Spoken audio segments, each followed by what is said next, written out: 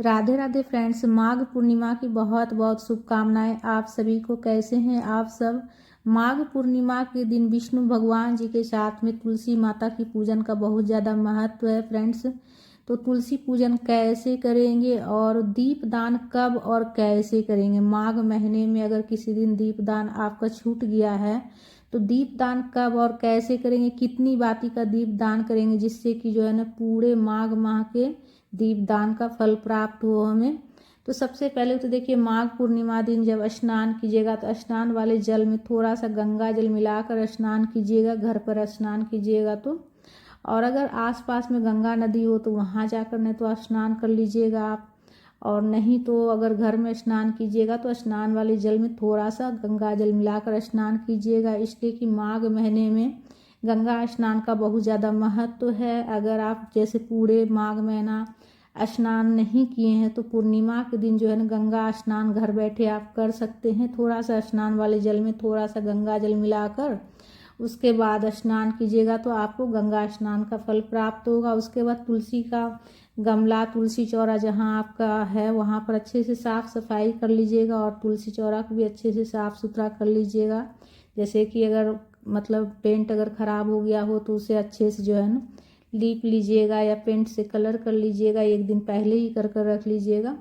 और विष्णु भगवान जी के जिस भी रूप की आपके पास फोटो हो, प्रतिमा हो, तो तुलसी माता के पास ही विराजित कर लीजिएगा। और देखिए, विष्णु भगवान जी के बाएं हाथ की तरफ तुलसी माता होना चाहिए। तो गमला में मैं ही रखी हूँ इसलिए कि जगह है गमला में, तो हम गमला में ही विष्णु भगवान जी को रख लिए हैं। आप चाहे तो पूजा की चौकी भी एक लगाकर आप रख सकते हैं विष्णु भगवान जी को। और तुलसी माता के पास दीपक सबसे पहले हम प्रज्वलित कर लिए, इसलिए कि हमारी पूजा का हिसाब से दीपक होता है। तो देखिए, ब्रह्म मुहूर्त में उठकर जो है ना आप स्नान वगैरह कर पूजा शुरू कीजिएगा। सबसे पहले घर के मंदिर में पूजा कर लीजिएगा, गणेश जी का, लक्ष्मी माता का। उसके बाद आप तुलसी पूजन कर लीजिएगा, इसलिए कि कोई भी पूजा घर में करते हैं तो सबसे पहले गणेश जी की पूजा करनी चाहिए। तो इसलिए सबसे पहले घर के मंदिर में पूजा कर लीजिएगा, उसके बाद तुलसी पूजन कर लीजिएगा। और उसके बाद देखिए, जल चढ़ा लेंगे तुलसी माता को। सबसे पहले जल दीपक प्रज्वलित करेंगे, उसके बाद जल चढ़ा लेंगे स्वच्छ जल में गंगा जल मिलाकर। वस्त्र के स्वरूप में कलावा समर्पित कर लेंगे विष्णु भगवान जी को। और तुलसी माता को चुनरी समर्पित कर रहे हैं तो चुनरी हो तो चुनरी समर्पित कर लीजिएगा, और अगर चुनरी नहीं हो तो आप जो है कलावा भी समर्पित कर सकते हैं तुलसी माता को।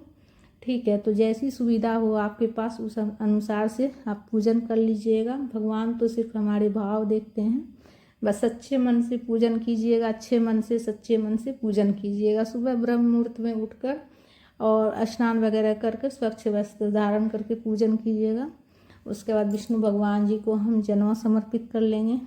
तो देखिए, पूरे माह अगर दीपदान आप जैसे कर रहे हैं और किसी दिन छूट गया है तो दीपदान जो है ना आप सुबह अगर ब्रह्म मुहूर्त में पूजन करते हैं तो उस टाइम आप सवेरे अंधेरे में दीपदान कर सकते हैं। और अगर सुबह में अगर आप देर हो गया आपको स्नान करने में, जैसे कि इंजोला हो गया है, सूर्य निकल गए हैं, 7-8 बज गया है, उसके बाद आप पूजन करिएगा तो पूजन कर लीजिएगा। दीपदान हमेशा अंधेरे में किया जाता है, तो दीपदान आप शाम में कर लीजिएगा। ठीक है, सुबह सिंपल दीपक प्रज्वलित करके आप पूजन कर लीजिएगा और दीपदान शाम में कर लीजिएगा। तो देखिए, कितने बाती का दीपदान करना है वो भी मैं बताऊंगी, तो वीडियो पूरा देखिएगा तभी आपको सभी जानकारी मिलेगी। और थोड़ा सा भी वीडियो स्किप नहीं कीजिएगा, नहीं तो आधा अधूरा ही जानकारी मिलेगी फिर। उसके बाद माता को चूड़ी अगर नई रखी हुई हो तो चूड़ी भी पहना दीजिएगा, इसलिए कि पूर्णिमा के दिन हम पूजा पाठ जो भी करते हैं तो उसे जो है ना हमारी जो भी मनोकामना रहती है वो सब पूर्ण होती है। सभी मनोकामना पूर्ण करने वाली होती है पूर्णिमा का दिन। पूर्णिमा के दिन पूजा पाठ करने से घर में सुख समृद्धि आती है और जो भी मनोकामना रहती है वो सभी पूर्ण होती है। तुलसी माता को सिंदूर भी लगा देंगे और अच्छे से श्रृंगार भी कर देंगे तुलसी माता का। चुनरी वगैरह उड़ा कर चूड़ियाँ पहना देंगे और जनेऊ भी पहना दिए हमने विष्णु भगवान जी को। और तुलसी चौरा में भी 5 बार सिंदूर टीक लेंगे। तो इस तरह से बिल्कुल सरल विधि से आप पूजन कर सकते हैं। और देखिए पूजन जो है ना आप जैसे कि मतलब कि सुबह जो है ना अगर करिएगा, जल्दी ये कर लीजिएगा तो बढ़िया रहेगा। इसलिए कि पूरे माह अगर आप जैसे आप किसी दिन छूट गया है, अगर जैसे माघ पूर्णिमा में ब्रह्म मुहूर्त में आप पूजन कर रहे थे और छूट गया है, तो अगर आप जो है ना पूर्णिमा के दिन अगर आप जैसे कि माँ मतलब ब्रह्म मुहूर्त में अगर आप पूजन करते हैं, दीपदान करते हैं, तो पूरे माघ माह के दीपदान और पूजन का फल प्राप्त होगा आपको। उसके बाद हल्दी भी चढ़ा लीजिएगा, हल्दी पाउडर या फिर गांठ वाली हल्दी भी चढ़ा सकते हैं। तो मेरा जो तुलसी चौरा है, तुलसी जी हैं, उनके पास तो मेरा एक गांठ वाली हल्दी हमेशा रहता है चढ़ा हुआ, इसलिए कि इससे जो है ना घर में सुख समृद्धि भी आती है। और दूसरा ये होता है कि जैसे कि हमारे जो तुलसी रहते हैं वो जल्दी सूखती नहीं है, उसमें कोई भी जैसे कि फंगस या कोई कीड़ा वगैरह नहीं लगती है, इसलिए से एक गांठ वाली हल्दी हमेशा रहना चाहिए तुलसी के जड़ के पास।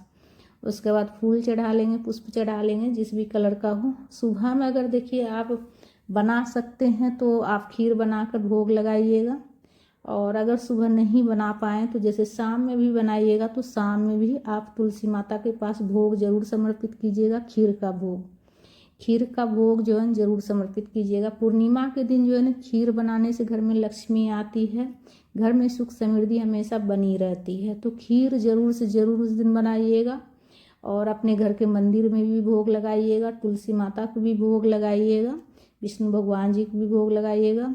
पूजा में कुछ दक्षिणा भी रख लीजिएगा अपना श्रद्धा शक्ति के अनुसार। बाद में इसे आप किसी पंडित ब्राह्मण को दान कर दीजिएगा, या फिर आसपास में कोई मंदिर हो तो दान पेटी में जाकर डाल दीजिएगा।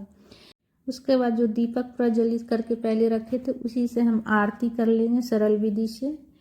तुलसी माता की आरती गाते हुए प्रेम पूर्वक आरती कर लेंगे। और देखिए दीप दान अगर सुबह सवेरे करते हैं पूजन तो मतलब ब्रह्म मुहूर्त में, तो आप उस टाइम पर दीप दान कर सकते हैं, या फिर शाम में आप दीप दान कर लीजिएगा, ठीक है।